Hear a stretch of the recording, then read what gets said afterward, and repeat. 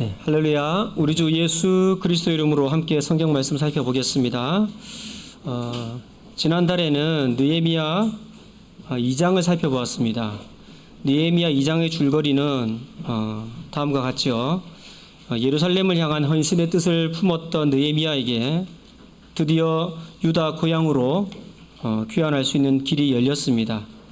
왕의 최측근 고위 공직자로서 페르시아 제국 아닥사스다 왕에게 술을 올려 드리는 일을 맡았던 느헤미야는 왕의 깊은 관심을 받는 신하였죠. 수심이 가득 찬 느헤미야로부터 그가 품은 뜻을 알게 된 아닥사스다 왕은 느헤미야에게 예루살렘으로 돌아가 마음먹은 일을 할 수 있도록 모든 행정적인 조치를 마련해 주었습니다. 예루살렘으로 귀환한 느헤미야는 먼저 회파된 예루살렘 성의 형편을 살펴본 후 하나님께서 주신 비전을 주위 사람들에게 선포하였습니다. 그의 비전 선포에는 현 신앙 상태에 대한 정확한 실태와 그에 대한 이해가 선행되었습니다. 그리고 지금까지 하나님께서 어떻게 인도해 주셨는가에 대한 확실한 간증이 있었습니다. 느헤미야가 유다에 돌아왔을 때 이를 경계한 이방인들이 있었지만 느헤미야는 이들의 방해에 맞서서 분연히 일어나 사역을 감당하기로 마음을 먹었습니다. 그것이 지난달 2장의 줄거리였습니다. 자, 이렇게 2장이 마무리되었으니까 3장에는 어떤 일이 일어날 것으로 예상이 되십니까? 느헤미야의 권면을 받은 믿는 자들의 반응이나 방해하는 사람들의 반응이 좀 나올 것 같죠. 오늘 느헤미야 3장을 본문으로 함께 살펴보도록 하겠습니다. 본문 말씀은 느헤미야 3장 1절부터 32절까지이지만 우선 13절까지만 보겠습니다. 느헤미야 3장 1절부터 13절까지 제가 읽겠습니다. 제가 읽을 때 눈으로 따라오시면서 마음으로 또는 작은 소리로 함께 읽으셔도 괜찮겠습니다. 느헤미야 3장 1절부터 13절까지 제가 읽겠습니다.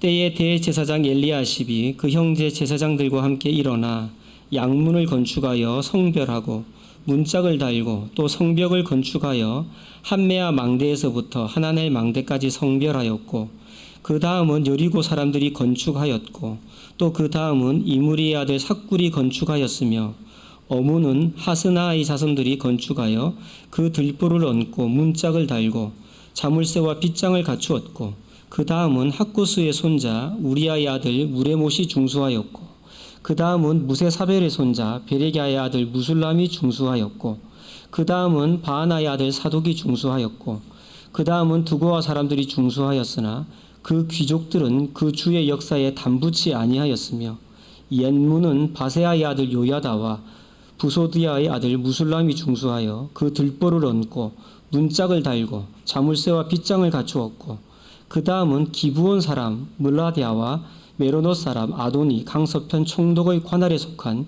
기브온 사람들과 미스바 사람들로 더불어 중수하였고 그 다음은 금장색 하레아의 아들 우시엘 등이 중수하였고 그 다음은 향품 장사 하나냐 등이 중수하되 저희가 예루살렘 넓은 성벽까지 하였고 그 다음은 예루살렘 지방 절반을 다스리는 자 후르의 아들 르바야가 중수하였고 하루맙의 아들 여다야는 자기 집과 마주대한 곳을 중수하였고 그 다음은 하삼리아의 아들 핫두수가 중수하였고 하렘의 아들 말기야와 바암모아스의 아들 핫수비 한 부분과 풀무망대를 중수하였고 그 다음은 예루살렘 지방 절반을 다스리는 자 할로헤스의 아들 살룸과 그 딸들이 중수하였고 골짜기 문은 한운과 산우와 거민이 중수하여 문을 세우며 문짝을 달고 자물쇠와 빗장을 갖추고 또 분문까지 성벽 1000규빗을 중수하였고 아멘. 성경 통독하시다가 이 부분 걸리면 굉장히 지루하시겠죠. 예, 본문 말씀 느헤미야 3장 전체를 읽지 않은 이유는 본문이 좀 길기도 하지만 모두 느끼셨겠지만 이 비슷한 패턴의 내용으로 32절까지 진술되고 있기 때문입니다. 느헤미야 3장은 예루살렘 성벽의 재건을 각 부분으로 나누어 담당한 사람들을 하나하나 알려주고 있습니다. 말세를 만난 우리를 위해 기록된 느헤미야 3장은 우리에게 무엇을 말씀하고 싶어하는 것일까요? 오늘 함께 살펴보도록 하겠습니다. 먼저 1절을 보실까요? 때에 대제사장 엘리야십이 그 형제 제사장들과 함께 일어나 양문을 건축하여 성별하고 문짝을 달고 또 성벽을 건축하여 한메아 망대에서부터 하나넬 망대까지 성별하였고. 자, 1절은 때에라는 낱말로 시작하고 있습니다. 어떤 때일까요? 우리가 느헤미야 1장부터 쭉 여기까지 왔죠. 그것은 지난 시간에 살펴본 느헤미야 2장 17절 18절이 잘 보여주고 있습니다. 어떤 때인지. 느헤미야는 귀한 후 소수의 사람만 데리고 한밤중에 회파된 예루살렘 성을 살펴보고 와서 사람들에게 이렇게 말합니다. 자, 느헤미야 2장 17절 18절 한 달 전에 읽었던 살펴봤던 부분인데요. 어떤 때인지 한번 보겠습니다. 후에 저희에게 이르기를 우리의 당한 곤경은 너희도 목도하는 바라. 예루살렘이 황무하고 성문이 소화되었으니 자 예루살렘 성을 중건하여 다시 수치를 받지 말자 하고 또 저희에게 하나님의 선한 손이 나를 도우신 일과 왕이 내게 이런 말씀을 고하였더니 저희의 말이 일어나 건축하자 하고 모두 힘을 내어 이 선한 일을 하려 하매. 귀환한 느헤미야의 관증의 끝부분이죠. 자, 17절에서 느헤미야는 예루살렘 성을 중건하여 다시 수치를 받지 말자고 했습니다. BC 586년에 완전히 멸망당한 남유다는 큰 수치를 당했었습니다. 하나님의 영광이 영원히 머물 것이라고 믿었던 솔로몬 성전은 철저하게 회파되었고 참혹한 일을 당하였습니다. 예루살렘의 멸망을 두 눈으로 목격했던 예레미야 선지자의 기록을 한 부분 볼까요? 얼마나 수치스러웠는지. 예레미야가 2장 20절에서 22절의 말씀입니다. 멸망한 예루살렘의 모습을 묘사한 부분이 굉장히 많은데 예레미야가 2장 20절에서 22절까지 말씀 한 부분만 보겠습니다. 예레미야가 2장 20절에서 22절 말씀. 여호와여 감찰하소서 뉘게 이같이 행하셨는지요. 여인들이 어찌 자기 열매 곧 손에 받던 아이를 먹어오며 제사장들과 선지자들이 어찌 주의 성소에서 살육을 당하오리이까. 노유는 다 길바닥에 엎드려졌사오며 내 처녀들과 소년들이 칼에 죽었나이다.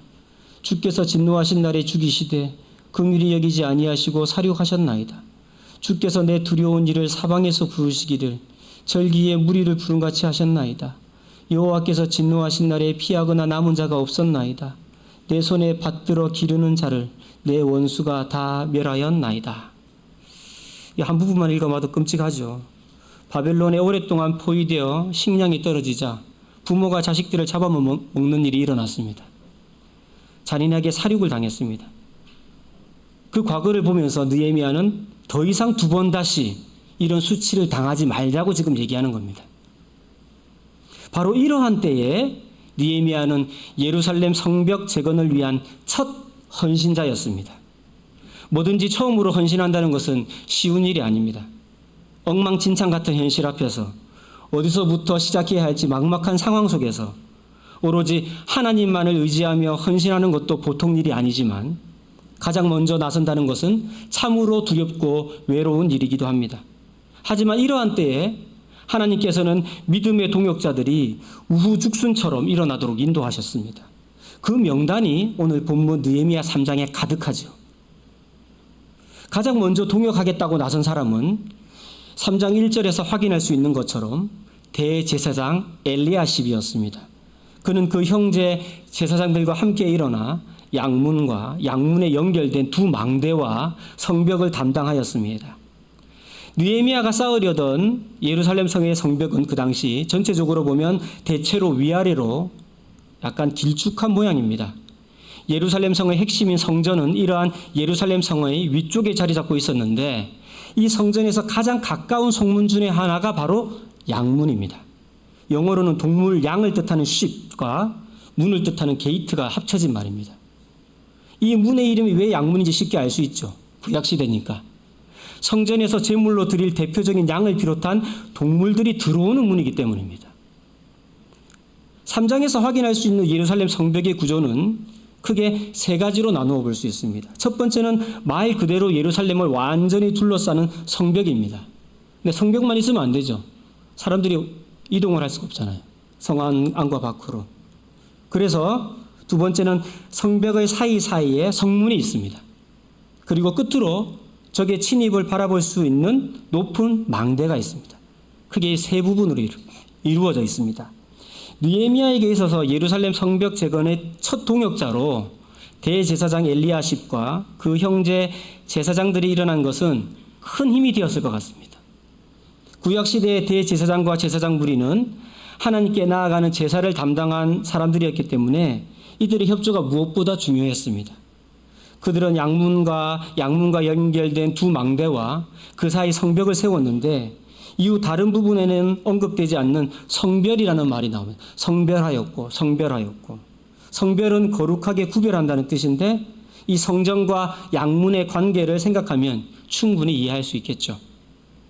이렇게 성벽 재건의 사역이 1절 양문에서 시작되었으니 3장 끝에는 그 마지막이 나오겠죠. 마지막에는 무엇이 나와야 될 것 같습니까? 무엇이 확인되어야 될까요? 다시 양문이 확인되어야 되겠죠. 시작을 했으니까 끝을 봐야 되잖아요. 다시 시작점으로 돌아와야 성벽 재건의 완성이 끝나는 것이죠. 자, 느헤미야 3장 32절 마지막 절만 잠시 보겠습니다. 느헤미야 3장 32절 성 모퉁이 위에서 양문까지는 금장색과 상구들이 중수하였느니라. 예, 완성됐다 뜻이에요. 이제 3장을 딱 보면 시작과 끝이 양문에서 딱 되잖아요. 예, 아, 성벽이 완성되겠구나, 완성되었구나라는 것을 우리는 알 수가 있습니다. 이로써 느헤미야 3장은 그 시작과 끝을 성전에서 드려지는 양이 들어오는 문으로 설정함으로써 성벽 재건이 완성될 수 있음을 이렇게 보여주고 있는 것입니다. 요한복음 10장 7절에서 9절을 보면 예수님께서 이렇게 말씀하십니다.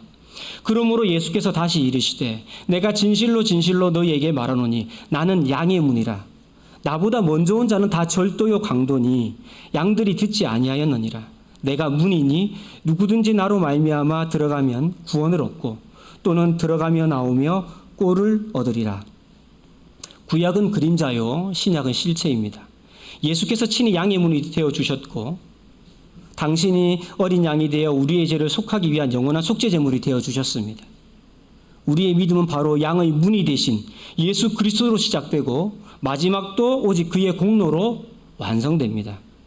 이렇게 느헤미야 3장은 예루살렘 성벽의 북쪽 양문에서부터 반시계 방향으로 돌아가며 다시 양문에 이르기까지 각 부분을 누가 담당하였는지 기록하고 있습니다.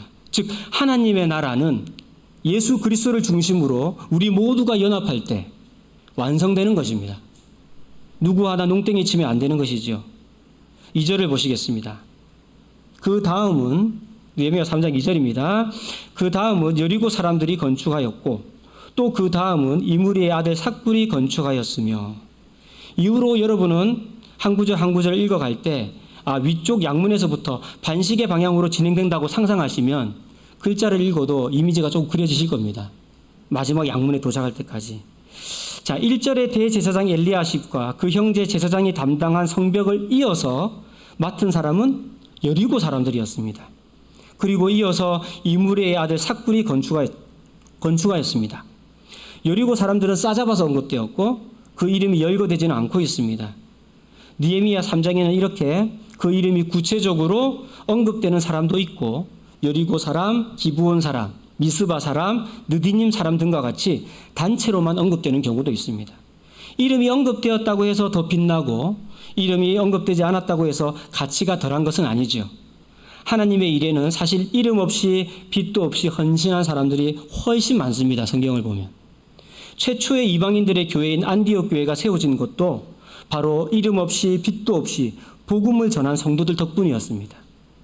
시작하면서 부른 찬송가 355장 부름받아 나선 이 몸의 3절 종기 영광 모든 권세 주님 홀로 받으소서 멸시천대 십자가는 제가 지고 가오리다 이름 없이 빛도 없이 감사하며 섬기리다 이름 없이 빛도 없이 감사하며 섬기리다. 사람들은 다른 사람들 앞에서 자신의 이름이 불리고 기록되는 것을 기대할 때가 많습니다.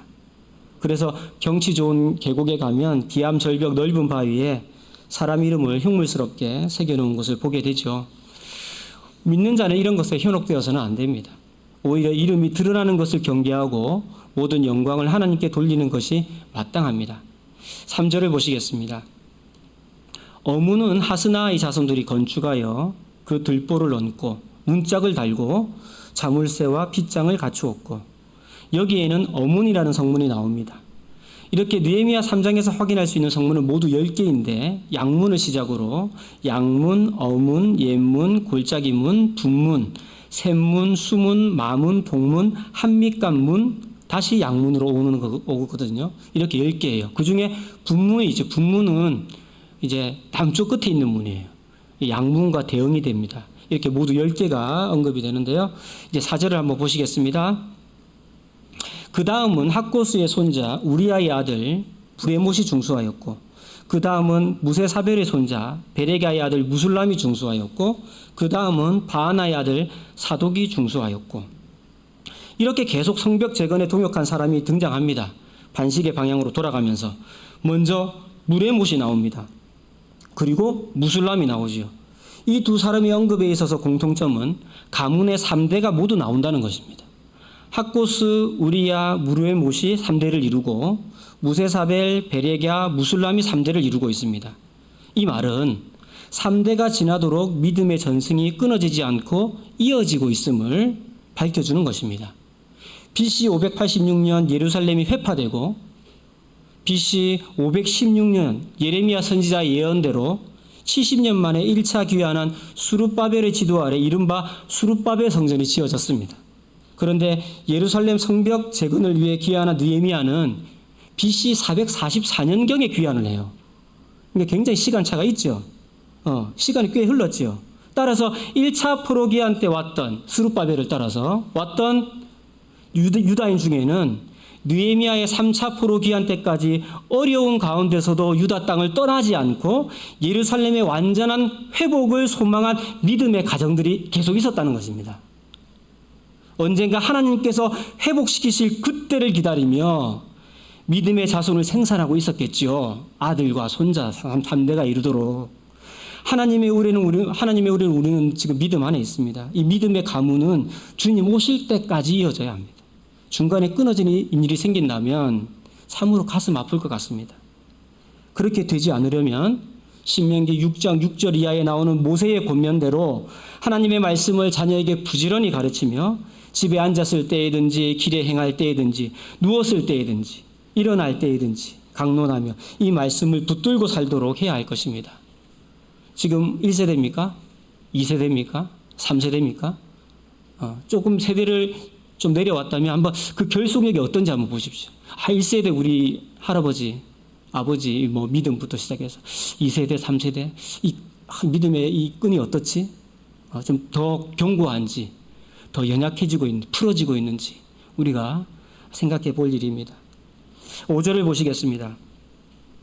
그 다음은 드고와 사람들이 중수하였으나 그 귀족들은 그 주의 역사에 담붙지 아니하였으며 이번에는 드고와 사람들이 앞 사람들의 맡은 부분을 이어서 성벽을 중수하였습니다. 중수란 건축물 따위에 낡고 한 것을 다시 손을 대어 고친다는 뜻입니다. 그런데 여기 보니까 드고아의 귀족들은 이러한 주의 역사에 담붙지 아니하였다고 했습니다. 담부란 짐을 등에 지고 어깨에 맨다는 뜻인데 즉 드고아의 귀족들은 성벽 재건에 동참하지 않았다는 말입니다. 그 이유를 본문에서는 밝히고 있지 않죠. 어떤 이유로 동참하지 않았을까요? 일반 드고아 사람들은 동참했는데 드고아의 귀족들은 동참하지 않았어요. 귀족들이라고 한 것으로 보아 드고아의 귀족들이 모여서 의견을 나누었을 것으로 보입니다. 잘 모르긴 해도 이해득실을 따져보았을 것입니다. 지금 굉장히 열악한 상황이니까 사재, 즉 개인 재산을 좀 내놓아야 했겠죠. 누가 그거 다 챙겨주겠습니까? 성벽 재건하는 게 얼마나 바쁘고 힘든 작업인데. 그동안 이익을 위해 또 주변 이방인들과 쌓아놓은 여러 친분에도 문제가 생길 수 있음을 예상했을지도 모릅니다. 하지만 귀족들을 제외한 일반 드고아 사람들은 성벽 재건에 참으로 열심이었습니다. 드고아 사람들은 여기 5절에 맡은 부분 말고도 나중에 27절을 보면 또 한 큰 망대와 마주대한 곳에서부터 오벨 성벽까지도 이 드고아 사람들이 감당을 합니다. 하나님의 일은 이것저것 따지면 할 수가 없습니다.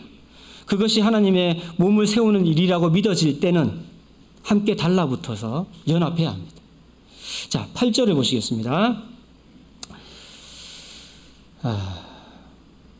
8절을 보시면 자, 그 다음은 금장색 하리아의 아들 우시엘 등이 중수하였고, 그 다음은 향품 장사 하나냐 등이 중수하되 저희가 예루살렘 넓은 성벽까지 하였고, 느헤미야 3장에는 여러 직업을 가진 사람들이 언급되고 있습니다. 8절에서는 금장색 하리아의 아들 우시엘이 나옵니다. 금장색은 금은, 동, 구리 따위의 세공을 전문으로 하는 사람들인데 바로 금속을 다루는 장인들입니다. 그러니까 모세 때 성막 제작에 참여한 부살렐이 금장색이었고, 솔로몬 때 예루살렘 성전 건축을 위해서 두로에서 파견된 무명의 금장색들이 있었죠. 오늘 여기서 포로기 이후 예루살렘 성벽 재건에 동원된 우시엘, 그리고 31절에 나오는 말기야 등은 모두 하나님의 거룩한 일을 위해 사용된 신실한 금장색들이었습니다. 우시엘과 같은 장인들 외에도 8절에 보면 향품을 취급하는 하나냐 등과 같은 상인들도 성벽 재건에 동참을 하였습니다. 향품 장사는 향료를 만드는 기술자들이었는데 자신의 생업에 지장을 받을 수도 있었지만 정말 중요한 일이 무엇인지 아는 사람들이었습니다. 자, 이제 구조를 보겠습니다. 자, 그 다음은 예루살렘 지방 절반을 다스리는 자 후르의 아들 르바야가 중수하였고, 자, 이번에는 사역 현장에 해당하는 예루살렘 지방 절반을 다스리는 자 후르의 아들 르바야가 함께 중수하였습니다.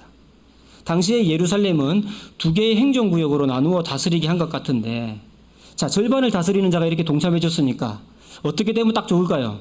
나머지 절반도 다스리는 자가 함께 동참해 주면 참 좋겠죠. 이게 사역의 현장이잖아요. 예. 그래서 우리 한번 12절 볼까요? 12절. 그 절반이 나오는지. 자, 12절로 넘어가서 확인해 보겠습니다. 그 다음은 예루살렘 지방 절반을 다스리는 자 할로헤스의 아들 살룸과 그 딸들이 중수하였고, 자, 이렇게 딱 퍼즐이 맞아 떨어집니다.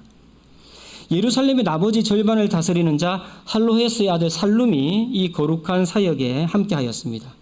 더 고무적인 것은 그의 딸들까지 성업에 동참했다는 사실입니다. 구약시대는 남성 위주의 사회였고 여인의 사회적 역할이 많이 허용되지 않는 때였습니다. 살룸에게 아들이 없어서 그런지는 몰라도 그는 자신의 딸들이 이 영광스러운 일에 참여하도록 권면했을 것이고 딸들은 순종했겠죠. 우리 교회 안에는 이렇게 많은 딸들이 있습니다. 딸들이 줄을 함께 일어서면 굉장한 일이 벌어집니다. 지금도 일어나고 있죠. 딸들이 많으시잖아요, 우리 교회. 많이 애써주시고 계십니다. 자, 13절을 보겠습니다. 13절, 골짜기 문은 한운과 산우와 거민이 중수하여 문을 세우며 문짝을 달고 자물쇠와 빗장을 갖추고 또 분문까지 성벽 1000규빗을 중수하였고, 느헤미야 3장에 언급된 10개의 성문 중에 이 13절에만 2개의 문이 나옵니다. 이제 골짜기 문하고 분문이죠.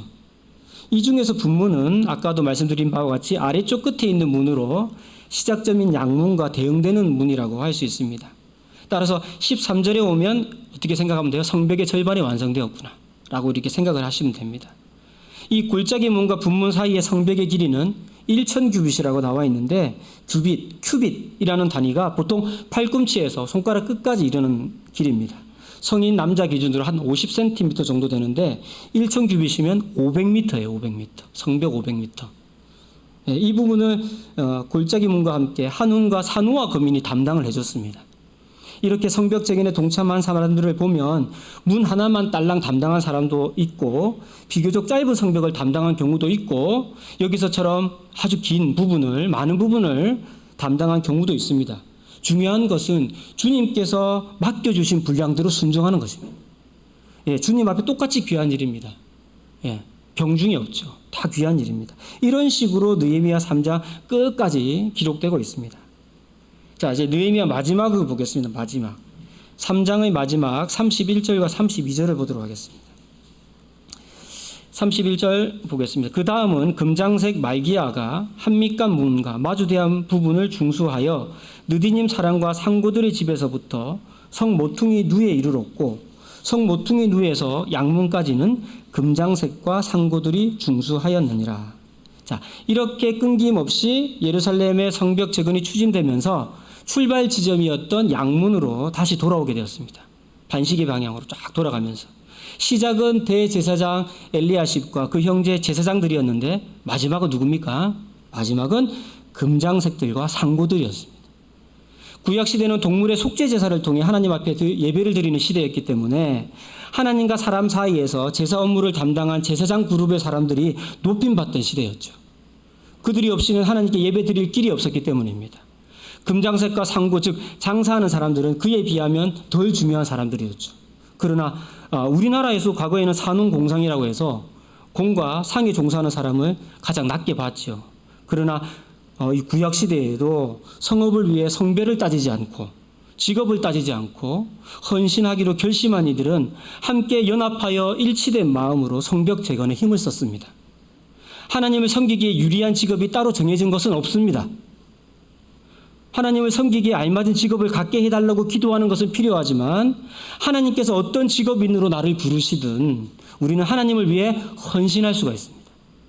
직업이 주의 일을 하는데 걸림돌이 될 수는 없죠. 주를 섬기기에 좋은 직업을 저에게 주세요라고는 끊임없이 기도해야 되겠지만 그 결과 하나님이 내가 전혀 생각하지 못했던 직업을 주시더라도 우리는 하나님을 위해 헌신할 수가 있습니다. 금장색들과 상구들이 함께 하잖아요. 오늘 이 시간에는 느헤미야 3장을 통해서 최초의 헌신자 느헤미야에게 붙여주신 수많은 믿음의 동역자들을 우리는 살펴보았습니다. 이름이 언급된 사람들도 있었고 이름이 언급되지 않은 사람들도 많았습니다. 빈부귀천, 남녀 구별 없이 연합하여 성업의 일부분을 담당한 믿음의 선진들을 우리는 만났습니다. 하나님의 일은 혼자서 할 수도 없고 하나님이 혼자 하게 놔두시지도 않습니다. 느헤미야 당시에 예루살렘 성벽의 재건은 너무도 중요한 사역이었습니다.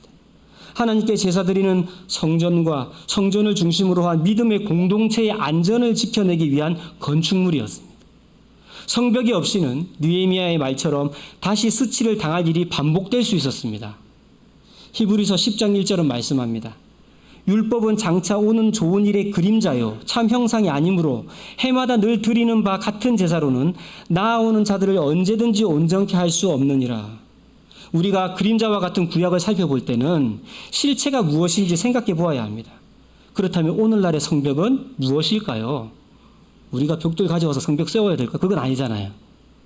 우리 믿음의 공동체가 잘 구축해 놓지 않으면 다시 수치를 받게 될 것은 무엇일까요? 그것을 생각해 봐야 됩니다.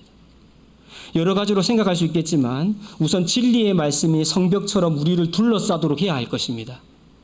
우리 신앙에 있어서 말씀의 기반을 다져놓지 않으면 각종 비진리와 유혹에 쉽게 넘어져서 대적 마귀로부터 큰 수치를 당할 수 있습니다.